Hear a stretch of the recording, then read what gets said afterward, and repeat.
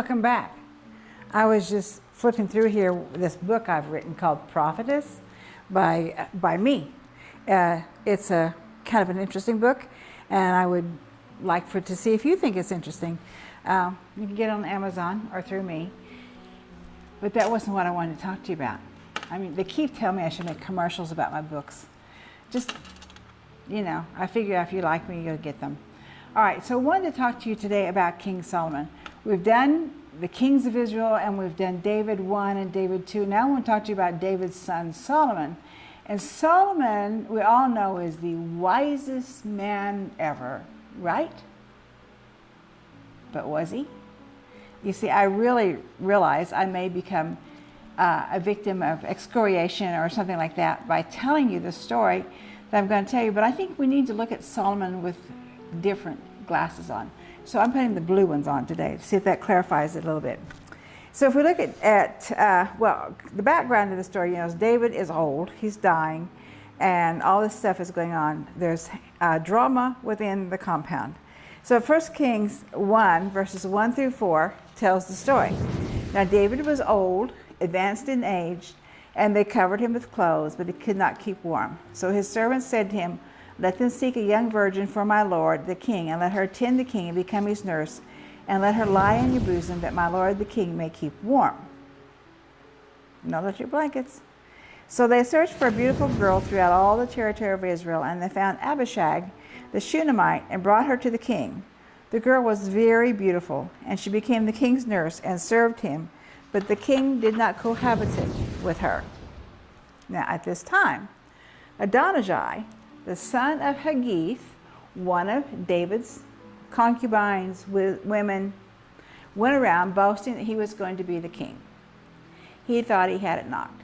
And technically, birth order, he is probably the next in line, considering that several of the children had died by now and so on and so forth. However, he's overlooking the favored one. So Adonijah was born after Absalom. He'd never been scolded by his father or held accountable for anything. We can't do that. We don't scold our children. We don't hold them accountable. We're going to have a coup. It's going to happen. So anyhow, he's decided that he's going to be the king. Doesn't consult with his dad. Doesn't consult with anybody. Just himself.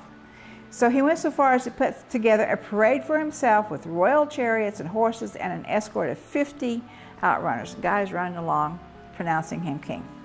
Adonijah made a sacrificial feast for himself with many of the leadership invited, but he did not invite Nathan the prophet or Benaiah or the fighting men or his brother Solomon. Okay, so when you don't invite leaders, then we have to know there's some kind of intrigue going on. The kid is running out of control, except he's not a kid, he's an adult, but he's running out of control. He's usurping authority that wasn't his to usurp. Slap him around a little bit.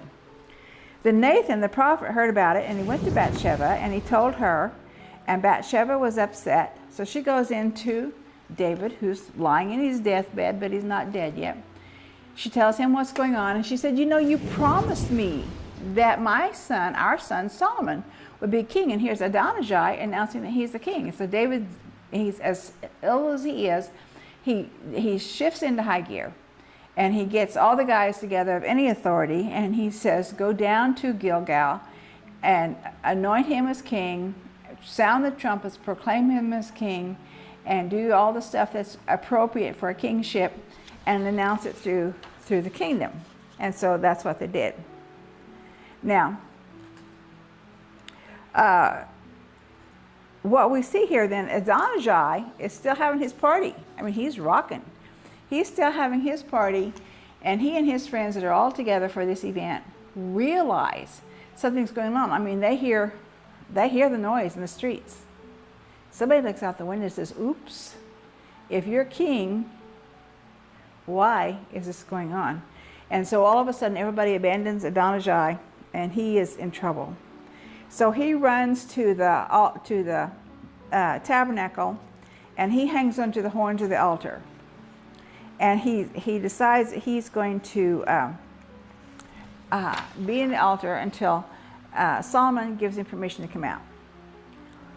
So that's what happens. Now he says, David gives Solomon his dying instructions. He says, "Be strong, Show yourself a man. Keep the charge of the Lord your God, walking in his ways and following his laws. Keep his commandments, his rules, his admonitions, and the teachings of Moses, in order that you may succeed in whatever you undertake and wherever you turn. Then the Lord will fulfill the promise that he made me concerning me. And the promise was, if your descendants are scrupulous in their conduct and walk before me faithfully with all their heart and soul, your line on the throne of Israel shall never end.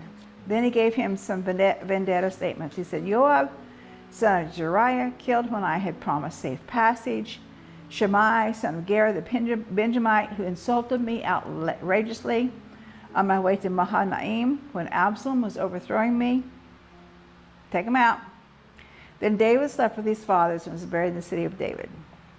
So Adonijah, hanging on to the horns of the altar, scared to death, thinks he's going to get killed. And so Solomon says to Joab, go to Adonijah and tell him to let loose.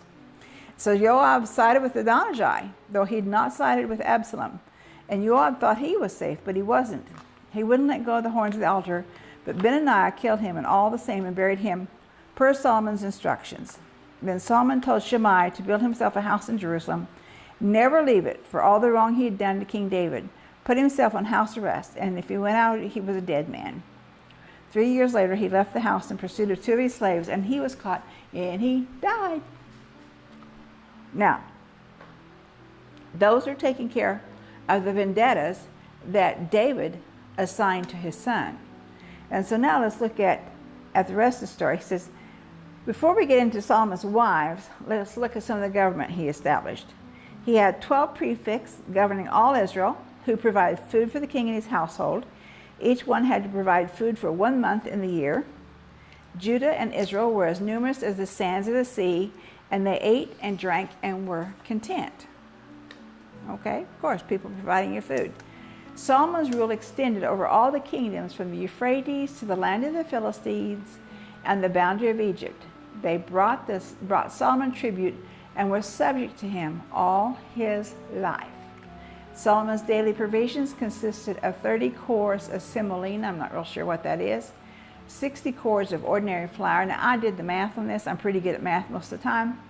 So one core is equal to 6.25 bushels, and 60 times 6.25 is 375 bushels of flour per day. That is a whole lot of flour. I don't even go through 5 pounds of flour in 2 months. That's a lot of flour. 10 fattened oxen, 20 pasture-fed oxen, 100 sheep and goats, besides deer, gazelle, roebucks, and fatted geese. Solomon had 40,000 stalls of horses for his chariots and 12,000 horsemen. Well, no wonder he needed so much food. He had to feed all these people. But what happened to Solomon? In the scriptures in Deuteronomy that David had instructed Solomon to obey, Deuteronomy 17 verses 16 and 18, are very clear. But the king must not acquire many horses for himself or send the people back to Egypt to acquire more horses. For the Lord has told you, you are never to go back that way again. Stay out of Egypt. He must not take many wives for himself, lest his heart go astray. He must not accumulate for himself great amounts of silver and gold. When he is seated on his royal throne, he must write for himself a copy of this instruction on a scroll in the presence of the Levitical priests. Yes, he ran out of ink. You suppose? Something happened because Solomon, the wisest of all men, messed up. So he didn't obey his father's instructions, and yet God endowed Solomon with wisdom and discernment, which he asked for wisdom. He prayed, he asked for wisdom. God, give me wisdom. And so God granted him wisdom. And he gave him discernment in great measure, with understanding as vast as the sands of the seashore. I mean, that's huge. But what happened? Why did he go contrary to God's word? Why did he accumulate wives and horses and chariots and great wealth? What was he thinking?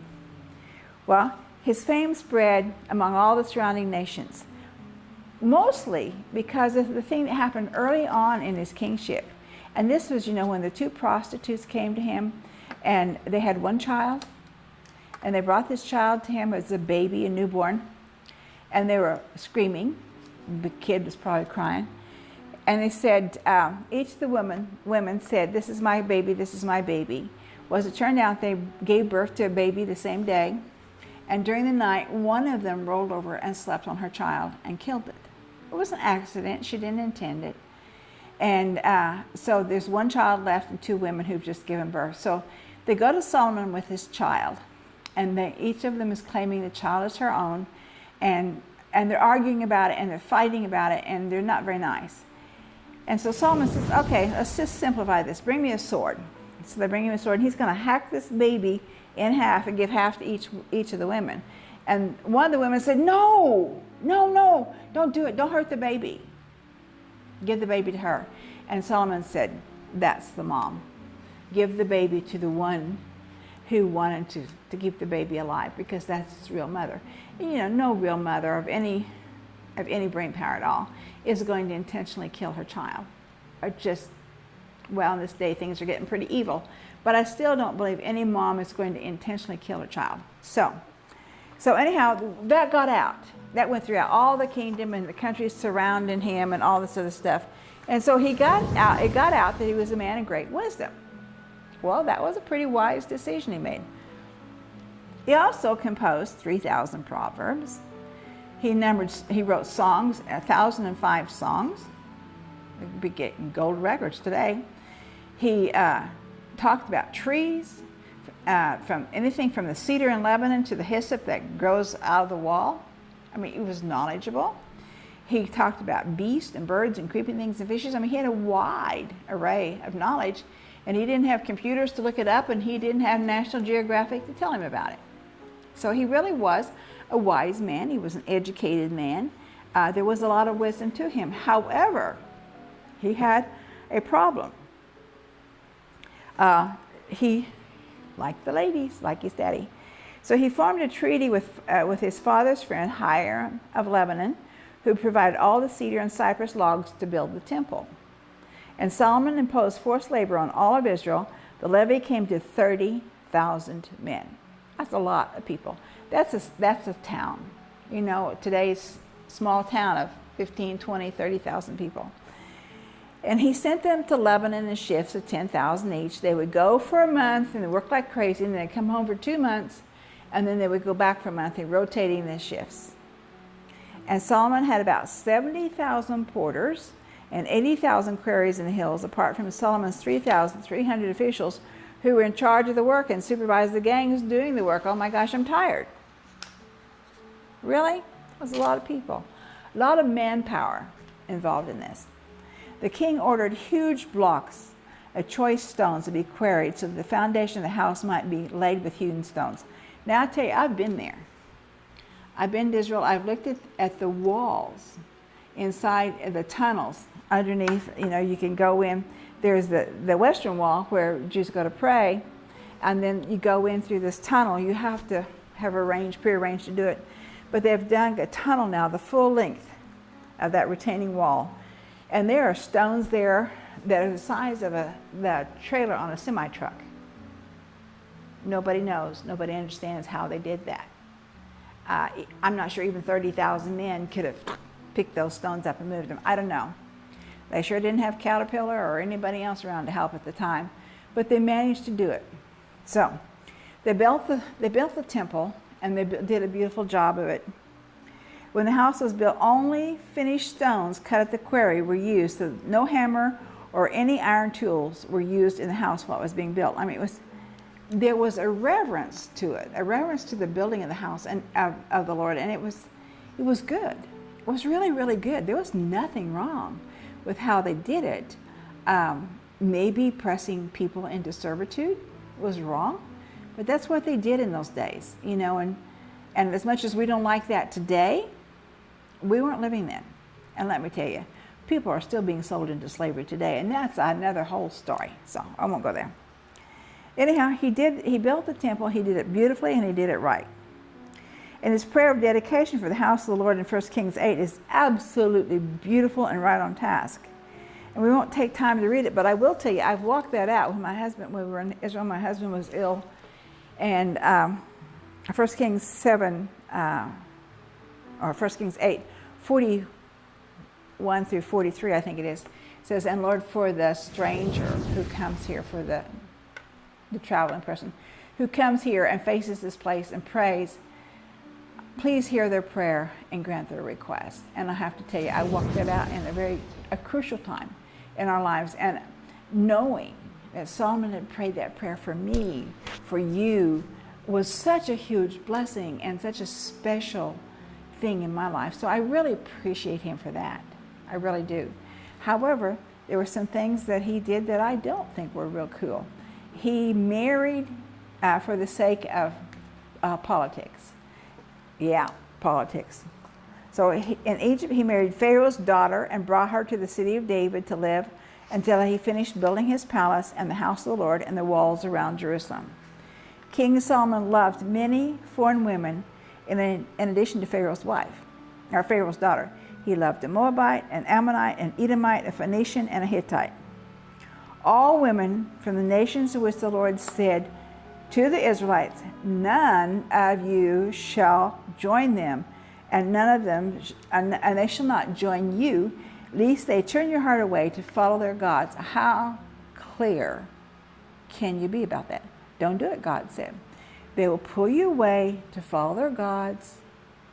No matter how you try not to, it will do it. Now let me tell you, we all know that when we get married, we have an influence on our husbands, and our husbands have an influence on us.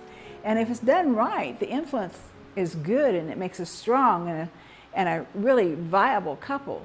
But if one person is pulling stronger than the other, if one person has the more dominant personality or the higher demands, the other person usually yields in order to avoid a fight. It's not always good.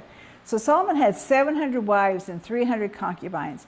In his old age, his wives turned his heart away to follow their gods. Sad, isn't it? In his old age, he turned away from the God of Israel to follow their gods, their idols. Who was the wise man in this? Was Solomon wise? He worshipped Ashtoreth, the goddess of the Phoenicians, Milcom, the admonition of the Ammonites. Really? He turned away from the one true living God, the God of his heritage, the God of his father, the God of his people, to worship these gods. And then he built shrines. He built a shrine for Chemosh, the admonition of Moab, on the hill near Jerusalem, a shrine for Molech, the abomination of the Ammonites, and he did the same thing for all his foreign wives who offered sacrifices to their gods. That's pretty serious, you know. Here is the king who built the temple for the one true God. He did it magnificently, he did it beautifully, and yet there was something in him that compelled him to go out into the hillsides and to build these altars where he would worship foreign gods.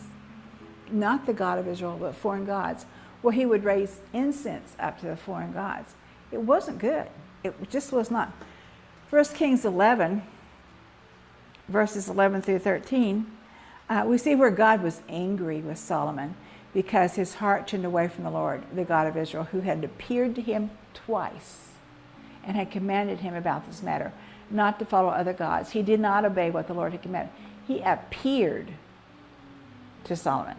It wasn't a figment of his imagination. It wasn't in a dream. He appeared. In what form? I don't know.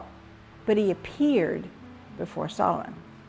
In verses 11 through 13, so the Lord said to Solomon, because you have done this, and you have not kept my commandment and my statutes, which I have commanded you, I will surely tear the kingdom from you and will give it to your servant.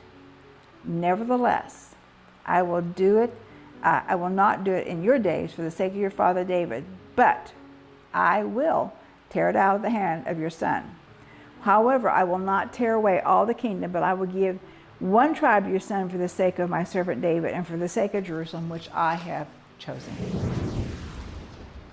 You know, I wouldn't like it if God said that to me. I don't have a kingdom. I have a house. It's my little domain. But I wouldn't like it if God said, you have to give it up. I mean, I would be obedient, but it doesn't mean I'd like it. Well, God has finally gotten ticked off with Solomon. And so he raised an adversary against Solomon, the Edomite Hadad, who was in the royal family of Edom. This adversary, used here, the word adversary, is equivalent to the Christian word Satan. While David was in Edom, Joab, the army commander, went up to bury the slain, and he killed every male in Edom. I have to read here. For Joab and all Israel stayed there for 6 months until he had killed off every male in Edom. Hadad was a boy at the time. He and some Edomite men, servants of his father, escaped and headed to Egypt. When he heard that David had died, he returned to Edom with an army. Another adversary God raised up was Rezin, son of Eliada, who had fled from his lord, King Hadadezer of Zobah, when David was slaughtering them. He gathered men about him and became a troop, and they settled in Damascus, where they established a kingdom, and he was an adversary of Israel all the days of Solomon, adding to the trouble caused by Hadad. And Jeroboam, son of Nebat, an Ephraimite of Zeradah, the son of a widow, whose name was Zerah, was in Solomon's service, and he raised his hand against the Lord. Hey, it's coming down from all directions, from Damascus, from Edom, from within his own household. It's coming down. The prophet Ahijah Shiloh met Jeroboam outside of Jerusalem. Now Jeroboam had put on a new robe. The two were alone in the countryside, and Ahijah took Jeroboam's robe, tore it in 12 pieces, and told him that to take 10 out of the 12 pieces. And he says to Jeroboam, "For thus says the Lord, the God of Israel, I'm about to tear the kingdom out of Solomon's hand, and I will give you, Jeroboam, 10 tribes. But one tribe shall remain his, for the sake of my servant David, and for the sake of Jerusalem, the city that I have chosen, out of all the tribes of Israel." Whoops! Jeroboam becomes a thorn in his side. They had forsaken the God of Israel for all the foreign gods and idols. They have not walked in the ways of God. They have not done what is pleasing to God. And now God is going to take the kingdom away from Solomon and give it to his servant. Now he's going to save a portion of it for Rehoboam, Solomon's son. When Solomon heard this, he tried to have Jeroboam killed, but he escaped the king Shishak of Egypt and remained in Egypt until the death of Solomon. The length of Solomon's reign in Israel and Jerusalem over all Israel was 40 years. Then Solomon slept with his fathers and was buried in the city of his father David, and his son Rehoboam succeeded him as king, and the trouble began. And boy, was it trouble. Just how wise was Solomon? Really? I'll leave that to you to decide. And you have to decide. And maybe we're in a position where we shouldn't judge. But, you know, when God puts an anointing on us like he has on the house of David, and then you have these kings that come along and mess it up because they don't follow the instructions set out so clearly in the book of Deuteronomy, and they go and do their own thing. You know, we don't like rebellious children of our own. You know, we have our rules of our households. We have our rules of what you have to do as a child to make the parents happy, to be successful in the family relationship. And when you disobey those rules, you get off on the bad side of the parent, just as Solomon got off on the bad side of God. Now, when his son Rehoboam came to the kingship, oh my goodness, he was Peck's bad boy for sure. And what Rehoboam did, he was young, he was foolish, he didn't have the wisdom of his dad, if that's what you want to call wisdom. And so what he did when he came to the kingship, he didn't use his father's advisors. He didn't seek out the elders of Israel. No, he was young and he knew it all. And so he sought out his friends and he said, ask them for their advice. Well, you know how it is when you're young and you think you know everything. And so these friends said to him, oh, you go out there and you get them. You get those people. You do this to them and you do that to them and you make them do this and you make them do that. And you think things were bad under my dad? Watch this. Guess how well that went over? Not too well. So at this point, the kingdoms split. Jeroboam goes to war against Rehoboam. I always have to think which one's which. Goes to war against him and takes the 10 tribes and goes north, to the northern part of Israel. Rehoboam, Solomon's son, and his friends, the tribe of Judah, stay in the south. They stay around Jerusalem and south, southern part of Israel. And there was war between them, the tribes of Israel and the tribes of Judah. Jeroboam decided he didn't want his people to go up to Jerusalem to worship at the temple, so he built another temple for them. He raised up 2 golden calves, and he made high places for them to worship because he wanted to save them the trouble of going up to Jerusalem to worship. And in doing that, they just got into more and more trouble. The history of Israel's kings is not good. I'm going to do some more teachings on these kings. I wish I could teach you on all of them, but there just isn't time. But I would like for you to look at the books of the second book of Samuel and the first and second Kings, and you'll begin to see, and also Chronicles, both books of Chronicles, you'll see the kings of Israel. With that, I say to you, Shalom, Shalom, Yerushalayim. Pray for the peace of Jerusalem. Shalom, Shalom.